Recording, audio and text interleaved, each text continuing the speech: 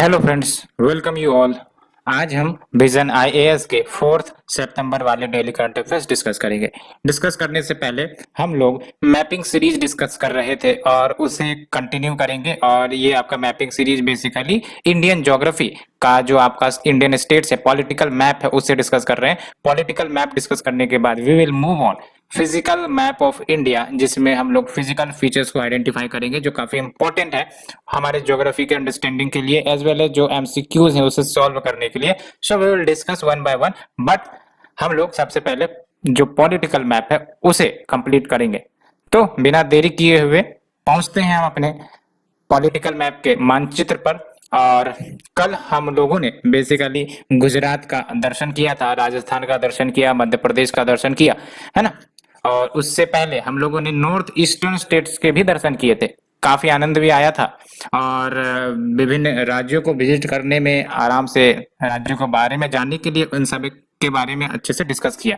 ठीक है, आज हम लोग इसी सीरीज को कंटिन्यू करेंगे और सबसे पहले हम मूव करते हैं महाराष्ट्र की तरफ। ठीक है, महाराष्ट्र, है ना। तो महाराष्ट्र को अंडरलाइन करना शुरू करते हैं। आपको ध्यान से ऑब्जर्व करना है। यहाँ पे हम जूम कर लेते हैं तो आप देखो डिमार्केट कर रहे हैं, इसे ध्यान से देखना है। नॉर्थ से हमने डिमार्केट किया, अल्टीमेटली मध्य प्रदेश का दर्शन किया। मध्य प्रदेश से बातचीत करने के बाद अब छत्तीसगढ़ का दर्शन करना चाहा तो छत्तीसगढ़ बॉर्डर भी आपका महाराष्ट्र से लाई कर रहा है। फिर छत्तीसगढ़ से मन भर गया, अल्टीमेटली तेलंगाना के पास पहुंचा और तेलंगाना से भी हालचाल पूछा कि भाई साहब कैसे हो। तो तेलंगाना ने बोला मैं तो ठीक हूँ। तो ठीक हुआ, तो हालचाल पूछने के बाद आराम से आगे बढ़ा और आगे बढ़ने के बाद कर्नाटका मिल गया। कर्नाटका से भी पूछा भाई साहब केम छो, तो कर्नाटका ने बोला माजा में छो।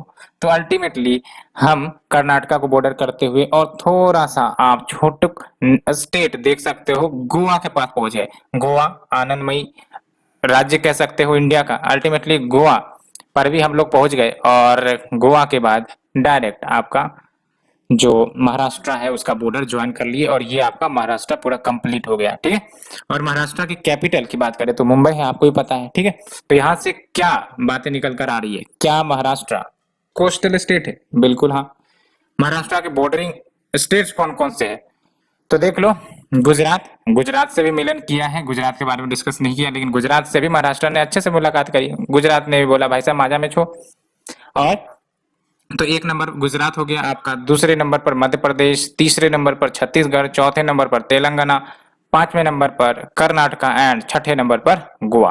तो आप देख सकते हो 6 स्टेट्स बॉर्डर कर रहे हैं आपका महाराष्ट्र को। ठीक है, और कोस्टल स्टेट्स है ये आपका। ठीक है, यानी कि इस अरेबियन सी के अलोंग ये आपका टच करता है महाराष्ट्र का जो कोस्ट है। ठीक है, तो महाराष्ट्र का दर्शन करने के बाद अब अल्टीमेटली हम लोग पहुंचेंगे कर्नाटका के पास। ये कर्नाटका का दर्शन करते हैं, है ना। हम लोग यहाँ पर टूरिज्म को प्रमोट कर रहे हैं सो दैट जानकारी मिले हम लोगों को अच्छे से। तो कर्नाटका को सबसे पहले हम महाराष्ट्र से शुरू करेंगे। महाराष्ट्र से बातचीत हुई कर्नाटका की और कर्नाटका ने बोला मैं तो ठीक हूँ भाई साहब। तो कर्नाटका ने ये सुन के आगे बढ़ गया। ठीक है, उसके बाद तेलंगाना के पास पहुंचा और तेलंगाना ने भी बोला भाई साहब मेरा भी हालचाल ठीक है ना। फिर हम लोग आंध्र प्रदेश के दर्शन किए। आंध्र प्रदेश ने बोला भाई साहब माजा में छो। और अल्टीमेटली आंध्र प्रदेश का दर्शन करते हुए हम लोग तमिलनाडु के पास भी पहुंच गए। तमिलनाडु ने भी बोला ठीक है भाई साहब सब कुछ आगे चला जाए।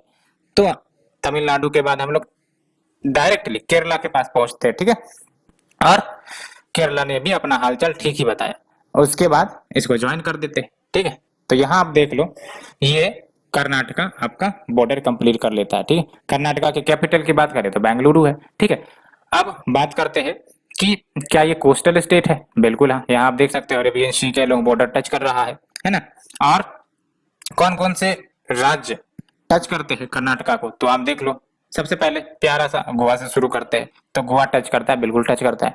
दूसरे नंबर पर आपका महाराष्ट्र, तीसरे नंबर पर आपका तेलंगाना, चौथे नंबर पर आपका आंध्र प्रदेश, पांचवें नंबर पर आपका तमिलनाडु और छठे नंबर पर आपका केरला। ठीक है, तो ऐसा नहीं है कर्नाटका आंध्र प्रदेश से बॉर्डर नहीं टच करता, बिल्कुल आंध्र प्रदेश से टच करता है। और आप ध्यान से रखना है आपको कर्नाटका बॉर्डर किस किस से टच करता है। ठीक है, तो हमने ये देखा आपका महाराष्ट्र हो गया, तेलंगाना हो गया, आंध्र प्रदेश हो गया, तमिलनाडु हो गया, केरला हो गया और आपका गोवा हो गया। ठीक है, तो ये हमने देखा। अब कर्नाटका का भी दर्शन कर लिए। अब मन कर रहा है कि तमिलनाडु पास भी पहुंच जाते हैं, है ना। तो कर्नाटका से मैंने फ्लाइट लिया और अल्टीमेटली तमिलनाडु पहुंचने का प्रयास किया। अब देखते हैं तमिलनाडु के बारे में क्या क्या बातें हमें जाननी है, ठीक है। तो सबसे पहले से क्लियर कर लेते हैं। तो इसको क्लियर कर दिया गया है और आप देखो आप तमिलनाडु के पास पहुंच गए हो, ठीक है। तो कर्नाटका से फ्लाइट लिया और अल्टीमेटली तमिलनाडु के पास पहुंचा। अब देखो सबसे पहले बॉर्डर डिमार्केट करते हैं। कर्नाटका से बातचीत हुई तमिलनाडु की, बोला हाँ भाई ठीक है, भले ही कावेरी का इश्यू है लेकिन हम लोग दोस्त हैं, ठीक है। और उसके बाद आंध्र प्रदेश से कनेक्शन हुआ, ठीक है। उसके बाद आपका डायरेक्ट हम तमिलनाडु के कोस्ट पर चले, बीचेज का आनंद उठाए और बगल में आपका island nation that is Sri Lanka से भी मुलाकात हो गई, है ना। और वहां से हेलो हाई किया श्रीलंका को और अल्टीमेटली आगे बढ़ गए। उसके बाद आपका आता है केरला, ठीक है। तो केरला देख लो, केरला से भी हेलो हाई किया और केरला को भी बोला केम छो भाई, तो केरला ने बोला माजा मिछो। तो अल्टीमेटली हम लोग बॉर्डर तमिलनाडु का बातचीत करते करते कंप्लीट कर लिए, ठीक है। अब देखो तमिलनाडु को कौन कौन राज्य बॉर्डर कर रहे हैं। तो आपका बेंगलुरु, बेंगलुरु नहीं बेसिकली वो कर्नाटका है, ठीक है। तो कर्नाटका बॉर्डर करता है क्या? हाँ। आंध्र प्रदेश करता है क्या? हाँ। केरला करता है क्या? बिल्कुल हाँ, ठीक है। तो ये आपके 3 ऐसे राज्य हैं जो आपका तमिलनाडु को बॉर्डर करते हैं। तो ये आपका कंप्लीट हुआ तमिलनाडु का। और क्या तमिलनाडु कोस्टल स्टेट है? बिल्कुल हाँ, देख सकते हो आपका जो बे ऑफ बंगाल वाला सी है, बे ऑफ बंगाल, उसके अलोंग ये लाई करता है, ठीक है। तो कोस्टल स्टेट है ये। तो तमिलनाडु का दर्शन करने के बाद अब हम लोग चलते हैं जो हमारा केरला है, केरला का दर्शन करने चलते हैं। तो अब आप देखो केरला, जहाँ आपको साफ साफ दिख रहा होगा। केरला की शुरुआत करते हैं। सबसे पहले कर्नाटका से बातचीत हुई केरला की कि भाई साहब ठीक ठाक है हम भी। और उसके बाद तमिलनाडु से भी बातचीत हुई। तमिलनाडु ने बोला भाई मैं भी ठीक ठाक ही हूँ। और उसके बाद आपका केरला का बॉर्डर कंप्लीट हो गया, ठीक है। तो ये आपका केरला का बॉर्डर कंप्लीट हो गया। अल्टीमेटली कौन कौन से राज्य बॉर्डर कर रहे हैं, ठीक है। कर्नाटका है और दूसरा तमिलनाडु है। अब यहाँ पर बार बार पुडुचेरी देखने को मिल रहा है। पुडुचेरी आपका यूटी है, यूटी हैविंग लेजिस्लेचर, ठीक है। अब पुडुचेरी का जो रीजन है वो आपका both eastern as well as western portion में लाई करता है। देख सकते हैं यहाँ पर भी पुडुचेरी है और यहाँ पर देख सकते हो पुडुचेरी का कैपिटल मा है ना। तो ऐसा नहीं है कि सिर्फ पुडुचेरी आपका ईस्टर्न कोस्ट वाले रीजन में लाई करता है, पुडुचेरी आपका वेस्टर्न कोस्ट वाले रीजन में भी लाई करता है ना। ये बात ध्यान रखनी है। तो बात हो गई आपका केरला की भी और आपका तमिलनाडु की भी, बेंगलुरु की भी बात हो गई। अब अल्टीमेटली चलते हैं आंध्र प्रदेश की, ठीक है। तो आंध्र प्रदेश को सबसे पहले हाईलाइट करते हैं। तो आंध्र प्रदेश से बातचीत हुई। तो आंध्र प्रदेश और आंध्र प्रदेश का जो बाइफरकेटेड स्टेट है तेलंगाना, उससे भी बातचीत हो गई, यानी कि ये दोनों बॉर्डर शेयर करते हैं। और उसके बाद आप देखो यार थोड़ा सा छत्तीसगढ़ भी बॉर्डर कर रहा है। तो ऐसा नहीं है कि छत्तीसगढ़ बॉर्डर नहीं कर रहा है आंध्र प्रदेश को, छत्तीसगढ़ भी बॉर्डर कर रहा है। और छत्तीसगढ़ से बातचीत करने के बाद आंध्र प्रदेश से हम आगे बढ़ते हैं और ओडिशा हमें मिलता है। ओडिशा से भी बातचीत कर लिया, ओडिशा ने बोला ठीक है ना, आओ कभी हमारे राज्य में, पूरी जो जगन्नाथ टेम्पल है वो सब का दर्शन करवाएंगे, है ना, टूरिज्म का दर्शन करवाएंगे। तो फिर आंध्र प्रदेश ने बोला कभी कभी आएंगे, जरूर आएंगे, है ना। और उसके बाद आपका ये पूरा आंध्र प्रदेश ट्रेवल करते हैं पूरा कोस्ट के अलोंग। और अल्टीमेटली आप देख लो तमिलनाडु से भी बातचीत हुई, है ना। तो तमिलनाडु ने बोला आओ कभी ममल्लपुरम में, ठीक है, दर्शन करते हैं। तो आंध्र प्रदेश ने बोला ठीक है आएंगे। उसके बाद जाने के बाद आपका कर्नाटका मिल जाता है, ठीक है। और कर्नाटका ने बोला हम्पी में आओ कभी, क्योंकि हम्पी यहीं पर है, ठीक है। तो ये हमने आंध्र प्रदेश के बॉर्डर को कंप्लीट कर लिया। यहाँ पर आप देखो आंध्र प्रदेश के बॉर्डर को कंप्लीट कर लिया। आंध्र प्रदेश का कैपिटल अमरावती है, ठीक है।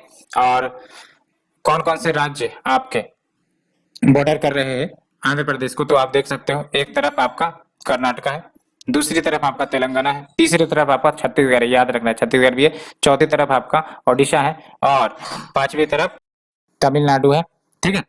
और ये आपके 5 राज्य मैच कर रहे हैं विद आंध्र प्रदेश, ठीक है। और यहाँ पर आप देख सकते हो यनम भी आपका पुडुचेरी वाला ही हिस्सा है जो आपका लोकेटेड है। तो पुडुचेरी आपका, यनम, पुडुचेरी एंड माहे, ये तीनों ईस्टर्न एंड वेस्टर्न रीजन में लोकेटेड है, ठीक है।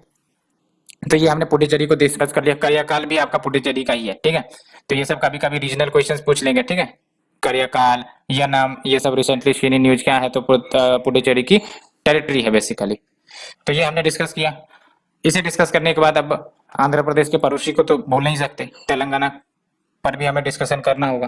तो हम लोग आंध्र प्रदेश से फ्लाइट लेंगे और तेलंगाना पहुंचेंगे, है ना। और कुछ फ्लाइट में खाना पीना खाने के बाद, आराम करने के बाद फिर तेलंगाना घूमने चलते हैं, ठीक है। तो देखो तेलंगाना लैंड हो गए हम लोग। अब तेलंगाना का भ्रमण करेंगे। सबसे पहले हम लोग महाराष्ट्र का दर्शन करेंगे तेलंगाना से। क्या बॉर्डर टच करता है क्या? बिल्कुल हाँ करता है। तो आराम से बॉर्डर के लोग चला, और उसके बाद छत्तीसगढ़ भी मिला हमें, है ना। और छत्तीसगढ़ के बाद आप देखो आंध्र प्रदेश तो मिलेगा ही, पड़ोसी राज्य है, ठीक है। इन्हीं से बाइफरकेट होके ये आपका तेलंगाना बना है, ठीक है। और उसके बाद आपका कर्नाटका मिल जाता है। तो ये हमने कंप्लीट कर लिया तेलंगाना का बॉर्डर को, ठीक है। तो तेलंगाना के बॉर्डर को करने वाले कौन कौन से राज्य हैं? महाराष्ट्र है, हाँ है। छत्तीसगढ़ है क्या? बिल्कुल है। और ओडिशा है क्या? ओडिशा नहीं है, याद रखना है आपको। एक बार फिर से क्लियर करके आपको दिखा दूं, ओडिशा बॉर्डर नहीं करता है, देख लो। ओडिशा का बॉर्डर ओनली यहीं तक है, जबकि तेलंगाना का बॉर्डर यहाँ शुरू हो रहा है, ठीक है। तो याद रखना है, Telangana does not border Odisha. तो किसे किसे बॉर्डर कर रहा है? आपका एक महाराष्ट्र होगा, दूसरा छत्तीसगढ़ हो गया, तीसरा आपका आंध्र प्रदेश हो गया, चौथा आपका कर्नाटका हो गया, ठीक है। तो इन राज्यों को बॉर्डर करता है आपका तेलंगाना। और ये तेलंगाना आप देख सकते हो लैंड लॉक्ड है, कोई समुद्री तट के लोग ये लाइन नहीं कर रहा है ना। तो अभी तक जितने सदर्न स्टेट्स हमने देखे सब किसी न किसी कोस्ट के लोग लाई कर रहे हैं, लेकिन तेलंगाना आपका लैंड लॉक्ड है, ठीक है। तो आज के लिए इतना ही, और कल के सीरीज में जो बच्चे हैं छत्तीसगढ़ का दर्शन करेंगे, ओडिशा का दर्शन करेंगे अल्टीमेटली, और आपका जो झारखंड है, बिहार है, उत्तर प्रदेश है, उनका दर्शन करेंगे, और ऑल ओवर इंडिया का दर्शन करेंगे। आज के लिए इतना ही। Let's come to our topic of the day. तो बेसिकली सबसे पहला है आपका government amends the national list of essential medicine. क्या है ये लिस्ट? नाम से ही पता चलता है ये ऐसी कोई लिस्ट होगी गवर्नमेंट की जिसमें कोई इसेंशियल मेडिसिन को डाला जाएगा, ठीक है। तो डालने का फायदा क्या होगा? प्राइस रेगुलेशन, है ना। सबसे बड़ा फायदा यही है, गवर्नमेंट प्राइस रेगुलेट कर सकती है इनके। तो देख सकते हो आप यहाँ पर prices of widely used essential drugs को कम करने के लिए गवर्नमेंट ने रिवाइज किया है फिर से national list of essential medicine को, जिसमें अब 39 नए ड्रग्स ऐड किए गए हैं under the list for the proposed price cap. And ये याद रखना है आपको कि ministry of health and family welfare ही वो मिनिस्ट्री है जो रिलीज करती है from time to time national list of essential medicine, और ये कार्य 1996 से ही होता जा रहा है। और अभी फिलहाल आपका NLEM 2015 वाला चलता है। एंड ये जो अब रिवाइज्ड लिस्ट है इसको प्रिपेयर किया जाता है एक्सपर्ट कमिटी के द्वारा, जो आपका Indian council of medical research के अंतर्गत लाई करती है, और उसके बाद इनके द्वारा प्रिपेयर करने के बाद हेल्थ मिनिस्ट्री को सबमिट कर दिया जाता है, जो अल्टीमेटली फाइनल लिस्ट नोटिफाई करती है। और उसके बाद ये जो लिस्ट है उसको फॉरवर्ड किया जाता है किसे? Standing committee on affordable medicine and health products को। और ये बेसिकली एसेस करेंगी कि which of the medicine require price capping, की आखिर प्राइस कैपिंग किस पर लगानी है। और अगर हम बात करें SCAMHP की, तो ये आपका कमिटी है 2019 में ही बनाई गई थी under the NITI Aayog to recommend medicine for the price control, है ना। तो रिकमेंड कर सकती है, या फिर खुद ये कमिटी आपका सुओ मोटो बेसिस पर, यानी कि अपने मनमर्जी से भी रिकमेंड कर सकते हैं। ऐसा कोई जरूरी नहीं है कि इनके पास पहले रिक्वेस्ट आएगा कि आप बताओ, ये खुद से भी रिकमेंड कर सकती है, सुओ मोटो इनिशिएटिव ले सकती है। और इससे पहले all the medicine under the NLEM ये प्लेस किए जाते थे अंडर द प्राइस कैपिंग। अब ये सेलेक्टिवली, यानी कि कुछ ही मेडिसिन पर ये प्राइस कैपिंग की लिस्ट डाली जाती है by the national pharmaceutical pricing authority, जो रिकमेंडेशंस ऑफ SCAMP पर कार्य करती है, ठीक है। यानी कि SCAMP जो रिकमेंडेशन देगा उसके आधार पर आपका ये selectively national pharmaceutical pricing authority के द्वारा किया जाएगा price capping. And medicine end devices जो लिस्ट कर दिए जाते हैं अगर NLEM में, यानी कि नेशनल लिस्ट में, तो ये उन्हीं प्राइस पर बेची जाएंगी जो NPPA के द्वारा सेट किया जाएगा। याद रखना है, उन्हीं प्राइसेस पर बेची जाएंगी जो सेटअप किया गया है नेशनल फार्मास्यूटिकल प्राइस अथॉरिटी के द्वारा। अगर 10 रुपए सेटअप किया गया है तो 10 रुपए पर बेचा जाएगा, 10 रुपए से ज्यादा पर नहीं बेचा जाएगा। कम पर तो डेफिनेटली बेचा जा सकता है, ज्यादा पर नहीं, ठीक है। While those in the non schedule list वो अलाउ करी जाती है, उन्हें जो लिस्ट में नहीं है बेसिकली उन दवाइयों को अलाउ करी जाती है कि ये मैक्सिमम एनुअल प्राइस इंक्रीज कितना कर सकते हैं, 10% ही कर सकते हैं। ऐसा नहीं कि भाई साहब एकदम इस बार 10 रुपये है तो पता चला अगले बार एकदम 20 रुपीज कर दे, तो ऐसा भी नहीं होगा, ठीक है। तो अगर हम बात करें NPPA की, तो ये आपका अगस्त 1997 में कंस्टिट्यूट की गई थी, और ये आपका attached officer department of pharmaceuticals के अंतर्गत which comes under ministry of chemicals and fertiliser, और ये इंडिपेंडेंट रेगुलेटर है जो आपका ड्रग्स के प्राइसिंग को रेगुलेट करता है और इंश्योर करता है कि जो अवेलेबिलिटी है, एसेसिबिलिटी है मेडिसिन की, वो अफोर्डेबल प्राइसेस पर पहुंचाई जाए कंज्यूमर्स को, जनता को। ठीक है, तो ये हमने डिस्कस किया the article of the national list of essential medicine. अब बात करते हैं सेकेंड आर्टिकल की, India to be the first Asian country to launch a plastic pact. तो क्या है ये प्लास्टिक पैक्ट? नाम देख लो आप, इंडिया प्लास्टिक्स पैक्ट। ये लॉन्च करी गई है as a collaborative programme between world wide fund for nature that is India, WWF India, and दूसरा आपका जो है वो है CII that is your confederation of Indian industry. तो इन दोनों के ज्वाइंट कोलैबोरेशन की मदद से इंडिया प्लास्टिक पैक्ट लॉन्च करी गई है at the 16th CII annual sustainability summit. तो अगर हम बेसिक की बात करें IPP की, तो ये आपका एम्बिशियस कोलैबोरेटिव इनिशिएटिव होगा। क्या काम होगा इसका? तो ये जो बिजनेसेस है, गवर्नमेंट्स है, रिसर्चर्स है, NGOs हैं, as well as other involve stakeholders, उनको एक साथ लाएंगी। ठीक है, और IPP time bound target based commitments भी सेट करेंगी सो दैट ट्रांसफॉर्म किया जा सके जो आपका करंट लीनियर प्लास्टिक सिस्टम है। What is this current linear plastic system? Use किया फेंक दिया, यूज किया फेंक दिया, ये है आपका करंट लीनियर प्लास्टिक सिस्टम। उसको सर्कुलर प्लास्टिक इकोनॉमी में ट्रांसफॉर्म किया जाए, यानी कि यूज किया तो थ्रो नहीं किया, उसको दोबारा से आपका सर्कुलेट में लाया, फिर से यूज किया, फिर से सर्कुलेट में लाया। तो इससे आपका नया प्लास्टिक तो जनरेट नहीं हो रहा है ना, ये आपका रीयूज हो रहा है, रिसाइकल हो रहा है ना। तो ये है आपका linear plastic system into circular plastic economy. और ये जो आपका IPP है, ये लिंक करेगा globally with other plastic PACS अगर है तो। एंड इसका विजन, टारगेट, एम्बिशन, ये सब आपका सर्कुलर इकोनॉमी के प्रिंसिपल पर आधारित है, जो आपका एलन मैकआर्थर फाउंडेशन का जो न्यू प्लास्टिक इकोनॉमी वाली प्रिंसिपल है उसको ये फॉलो करता है ना। उसी के फ्रेमवर्क के अनुसार ये विजन, टारगेट, एम्बिशन सब सेट किए गए। एंड अगर हम बात करें क्या इंडिया ही एकमात्र ऐसा देश है जहां पर प्लास्टिक पैक्ट है? बिल्कुल नहीं, है ना। फर्स्ट प्लास्टिक पैक्ट लॉन्च करी गई थी UK में 2018 में।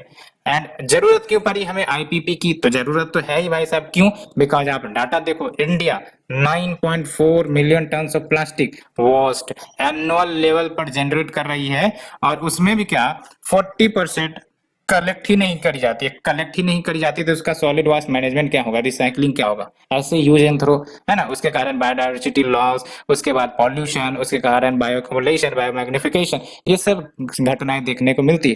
ठीक है, रिस्पिरेटरी प्रॉब्लम्स। एंड आप देख लो by 2050 green house gases emissions from plastic, ये आपका अप्रोक्स 56 गीगा टन तक पहुंच जाएगा। एंड 10 से 13% of the remaining carbon budget.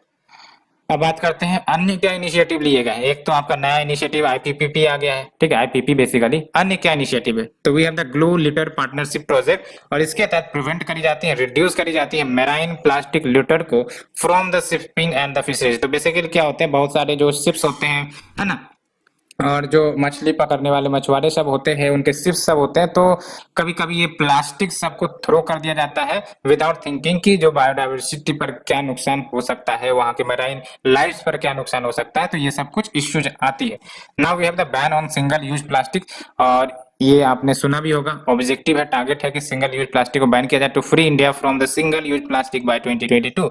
And we have the plastic waste management amendment rules 2021, और इसके तहत specific single use plastic items को प्रोहिबिट किया जाएगा। And we have the plastic hackathon 2021 campaign.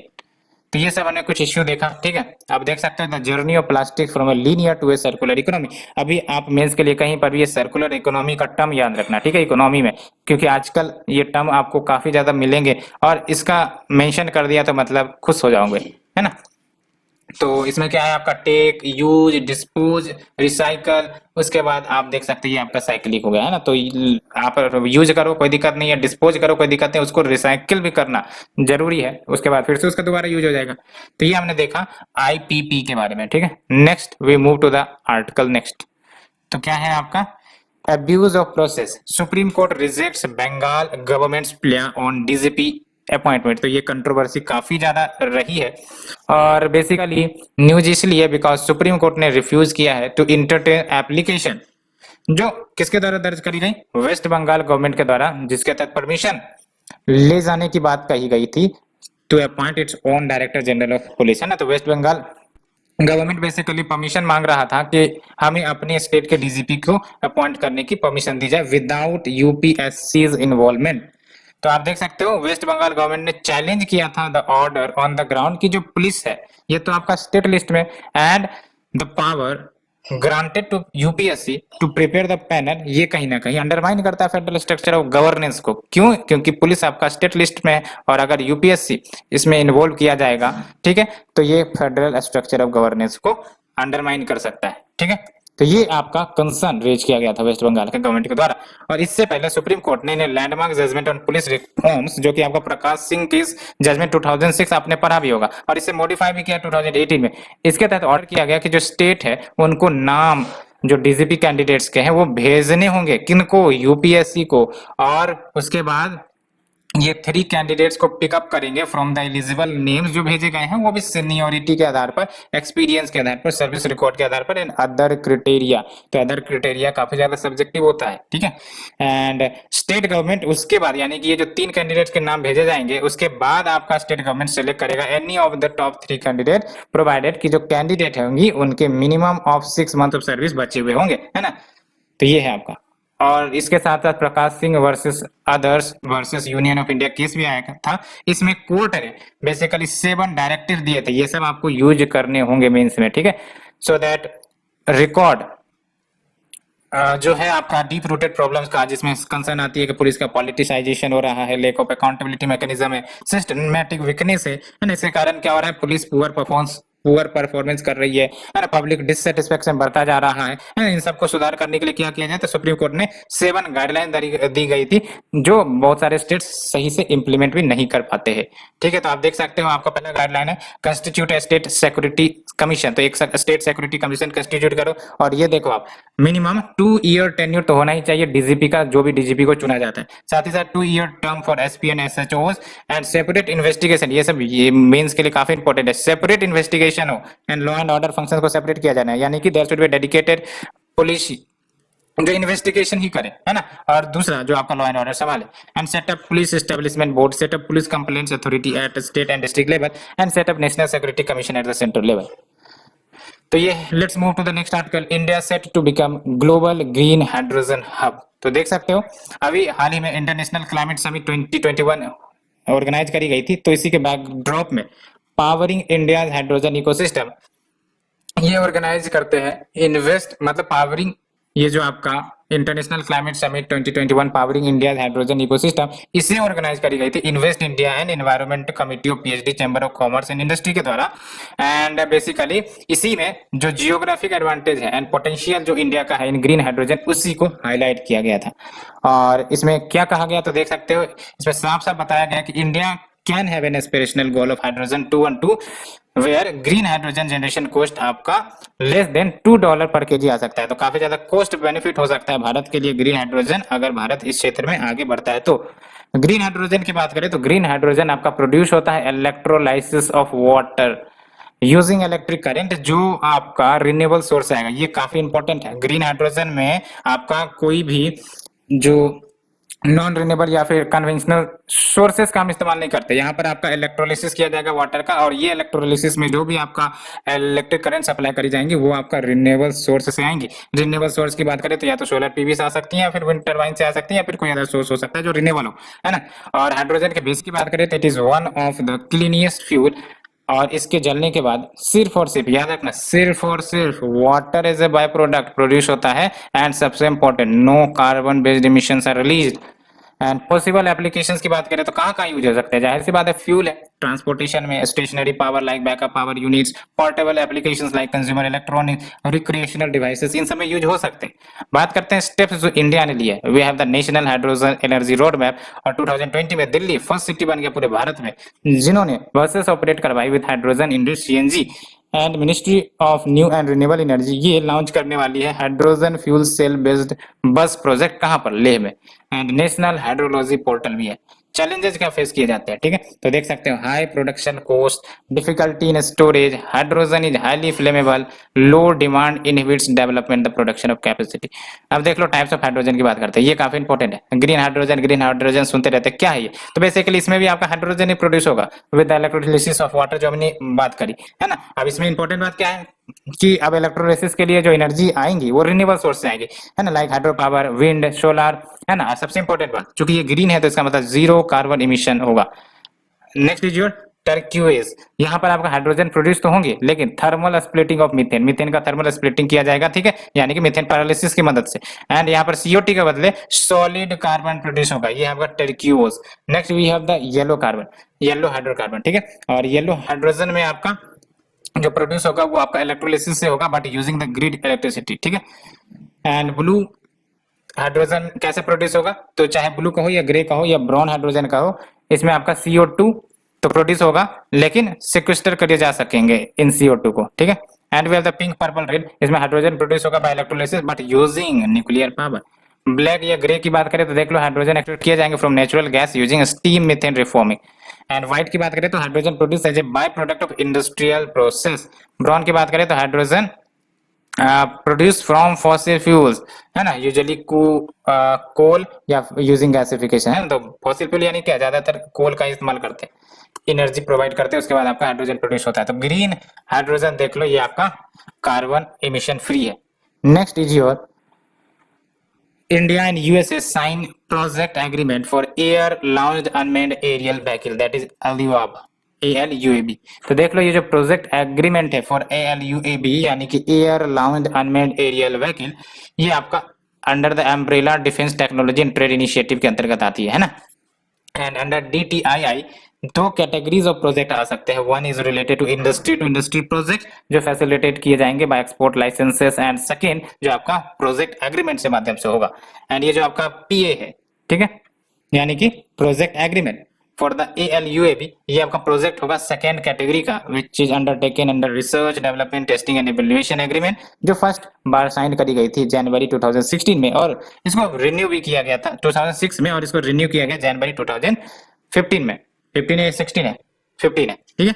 अब बात करते हैं इंडिया US डिफेंस रिलेशनशिप कितने अच्छे हैं या फिर कितना पॉजिटिव है, इसे डिस्कस करते हैं। तो आप देख लो 2016 में US ने इंडिया को मेजर डिफेंस पार्टनर के रूप में घोषित किया था, और इसके बाद इंडिया को strategic trade authorisation tier 1 status भी 2018 में दिया था। तो ये बताता है इंडिया US डिफेंस रिलेशनशिप धीरे धीरे मजबूत हो रहे हैं। And we have the 2+2 dialogue, बार बार सुनते रहते होंगे, between the defence minister of India and US and the foreign minister of India and US। And India ने साइन किया है 4 foundational defence agreement of USA, ये काफी इंपॉर्टेंट है। पहला है आपका GSOMIA, है ना, यानी कि general security of military information agreement, जो 2002 में साइन करी गई थी, जिसके तहत मिलिट्री इंफॉर्मेशन एक्सचेंज के बारे में बातें होती है।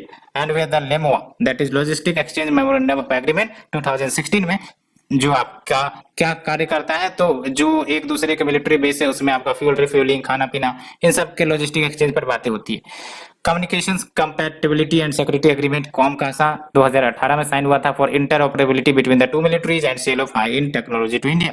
And we have the BECA agreement जो आपका 2020 में हुआ था, basic exchange and cooperation agreement to share the high end military technology, logistics and geospatial में। क्वेश्चन जो यहाँ से आ सकते हैं, मुझे लगता है क्रोनोलॉजी वाले आ सकते हैं, तो याद रखना है आपको GSOMIA आपका 2002 में, LEMOA आपका 2016 में, उसके बाद COMCASA आपका 2018 में, उसके बाद BECA आपका 2020 में। तो ये क्रोनोलॉजी आ सकते हैं। Let's move to the shorter news, eastern economic forum. तो देख सकते हो speaking at 6th eastern economic forum summit जो अभी हो रहे हैं, इंडिया ने हाईलाइट किया the time tested friendship between India and Russia. तो अगर हम बात करें ईस्टर्न इकोनॉमिक फोरम, काफी ज्यादा न्यूज में रहती है, 2015 में एस्टेब्लिश हुई थी, और ये आपका इंटरनेशनल फोरम है, एवरी ईयर होल्ड होती है। कहाँ पर? व्लादिवोस्टोक। व्लादिवोस्टोक कहाँ है? रशिया में, है ना। और इसका फोकस एरिया क्या होता है? Economic development of Russia far east, and साथ ही साथ इंटरनेशनल कॉपरेशन बढ़ाया जाए in the Asia Pacific region. कैसे?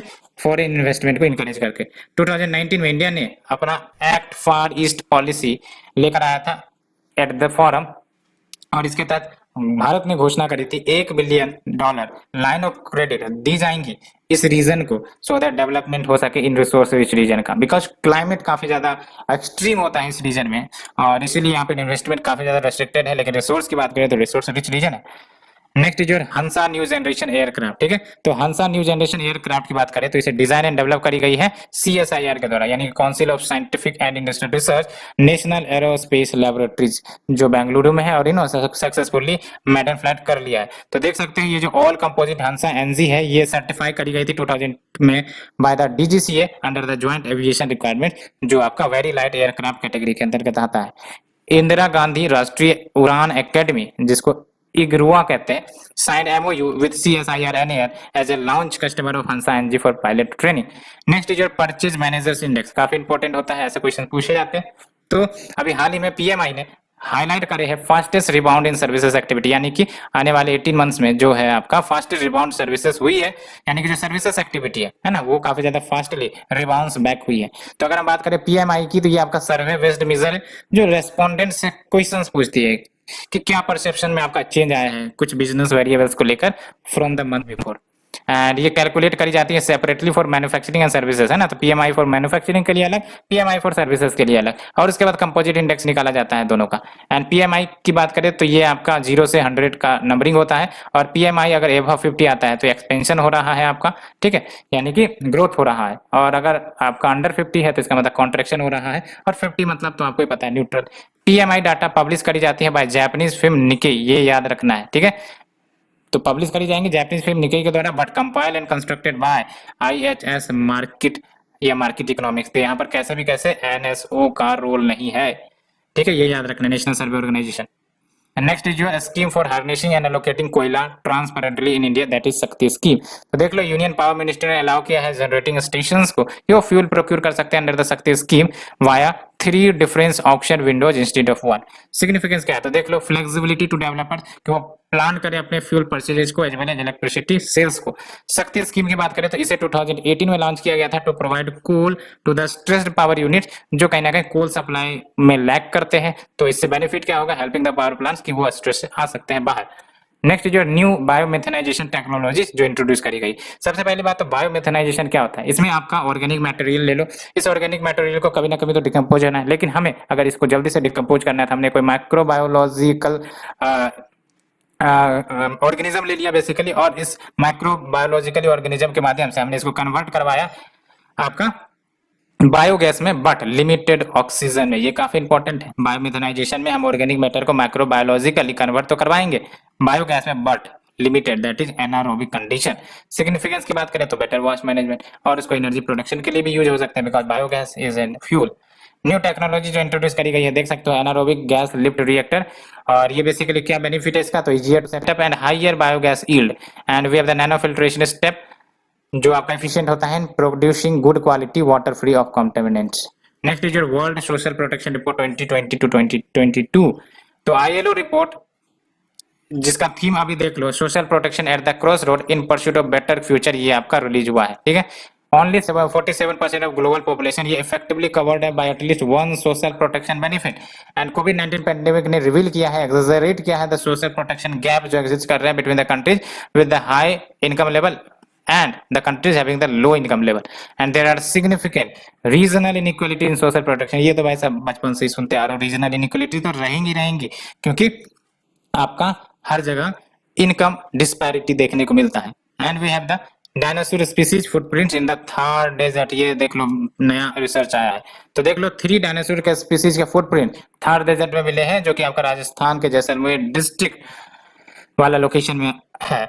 एंड ये तीनों के तीनों स्पीसीज आपका अर्ली जोरासिक पीरियड को बिलोंग करते हैं, और ये सब कार्निवोरस थे। थार डेजर्ट की बात करें तो 18th, फर्स्ट सेकंड थर्ड नहीं, 18th largest subtropical desert है, and also one of the most populated one, क्योंकि यहाँ पर 40% ऑफ human population of Rajasthan Thar desert में ही रह जाते हैं।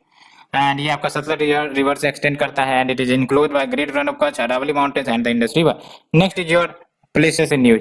तो देख लो जापान, तो रिसेंटली जापानीज PM इन्होंने अनाउंस किया है to not run for party leadership election, तो कहीं ना कहीं एंडिंग होंगी इनकी टर्मशिप इन ईयर। तो जापान की बात करें तो इनको निप्पॉन या फिर लैंड ऑफ राइजिंग सन भी कहते हैं, ठीक है, क्योंकि ईस्ट वाले रीजन में आते हैं इसलिए सन सबसे पहले यहाँ दिखते हैं, इसलिए लैंड ऑफ राइजिंग सन कहा जाता है। और मेजर वाटर बॉडीज आपको याद रखना, Sea of Japan, Sea of coast, East China Sea आपको देखने को मिलेगा, अभी मैप में डिस्कस करेंगे बेसिकली। और मेजर आइलैंड देख लो, Hokkaido island, Honshu, Shikoku, Kyushu as 4 main island, ठीक है, याद रखना है आपको। Hokkaido, Honshu, Shikoku, Kyushu. ठीक है, ये आपका क्रोनोलॉजी में ही है नॉर्थ टू साउथ, तो ऐसे भी याद रख सकते हैं Hokkaido, Honshu, Shikoku, Kyushu. Four main island है और होन्सू जो है आपका बिगेस्ट आइलैंड है and main economic centre of Japan कह सकते हो। सीरिया की बात करें तो देख लो, आपका ये है आपका सीरिया, और सीरिया को हमने डिस्कस भी किया था। बेसिकली सीरिया का कैपिटल बेसिकली आपका डेमेस्कस है। ठीक है, और ये आपका वेस्ट एशियन नेशन है, हमने डिस्कस भी किया था। तो न्यूज में इसलिए बिकॉज इजराइल ने एयर स्ट्राइक सीरिया के ऊपर लॉन्च कर दिया है to target the Iran backed rebels operating from its territory. तो मेजर वाटर बॉडीज देख लो यहाँ पर आपको क्या मिलते हैं। तो सीरिया आपका सिचुएटेड है at the eastern end of Mediterranean से, देख सकते हो इस साइड में आपका मेडिटेरियन सी है, यहाँ पर आपका इजराइल, इसलिए आपका अटैक हो रहा है। एंड यूफ्रेट रिवर, ये इंपॉर्टेंट है, यूफ्रेट रिवर जो आपका माउंटेन ऑफ टर्की से ओरिजिनेट करता है। ठीक है, यहाँ से ये मेन रिवर है सीरिया का with Balikh and Khabur as its main tributaries. Bordering country Syria की बात करें तो देख लो, टर्की नॉर्थ से, इराक आपका ईस्ट से, जॉर्डन आपका साउथ से, Israel and Lebanon in the west. तो देख सकते हैं आप, एक तरफ इजराइल है, एक तरफ लेबनान है, इसके बाद आपका टर्की भी है, इराक भी है, जॉर्डन भी है। ठीक है, नेक्स्ट इज श्रीलंका। श्रीलंका आप देख लो, आज भी हमने मैप में डिस्कस किया, हाय हेलो किया था श्रीलंका से। ठीक है, तो देख लो वर्सनिंग फॉरेक्स क्राइसिस जो श्रीलंका में चल रहे हैं, उसके कारण जो आपको राइजिंग फूड प्राइसेस देखने को मिल रहा है, श्रीलंका ने इकोनॉमिक इमरजेंसी डिक्लेयर कर दिया है। तो मेजर वाटर बॉडीज आपको एडम्स ब्रिज तो देखने को मिलेंगे ही, यही है आपका एडम्स ब्रिज यहाँ पर, है ना, इसी को राम सेतु भी कहते हैं। और ये आपका सेपरेट करता है गल्फ ऑफ मन्नार और पाक स्टेट को। ठीक है, तो ये गल्फ ऑफ मन्नार और ये पाक स्टेट, इसको सेपरेट करने वाला आपका Adam's Bridge. And except for its longest river, कौन है आपका, महावेली गंगा। सारे अन्य जो मेजर रिवर है वो रेडियली फ्लो करते हैं सेंट्रल आइलैंड से, वन भी से रेडियली फ्लो, तो ये आपका सेंट्रल आइलैंड हो जाएगा, और ये रेडियली फ्लो करेंगे रिवर, ये आपका रेडियल ड्रेनेज सिस्टम। ठीक है, एंड यूनिक फीचर यही है कि the latitude passing from Sri Lanka, ये लक्षद्वीप, अंडमान निकोबार और मालदीव ग्रुप ऑफ आइलैंड से पास करता है, काफी इंपॉर्टेंट है ना, यानी कि यही लैटिट्यूड अगर ड्रॉ कर दिया जाए तो आपका लक्षद्वीप से भी पास करेगा, और अंडमान निकोबार आइलैंड से भी पास करेगा, मालदीव से भी पास करेगा। ठीक है, तो चाहे ये जो आपका जापान का मैप है उसे डिस्कस कर लेते हैं। सबसे पहले देख लो, इसको जूम करते हैं क्योंकि जूम से आपको दिखेगा।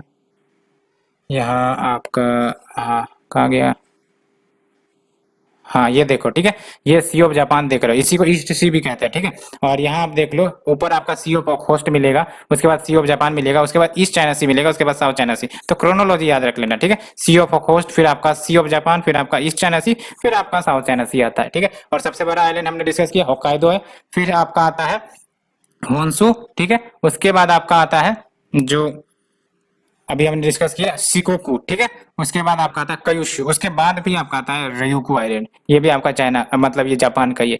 तो ये हमने डिस्कस किया। ठीक है, अच्छे से, और होप आपको ये क्लियर हुई होगी। आज के लिए फ्रेंड्स इतना ही, कल मिलेंगे, कल तो संडे वैसे, और कल हो सकता है कुछ वीडियो डाला जाए रिवीजन सीरीज वाला। तो friend thank you very much.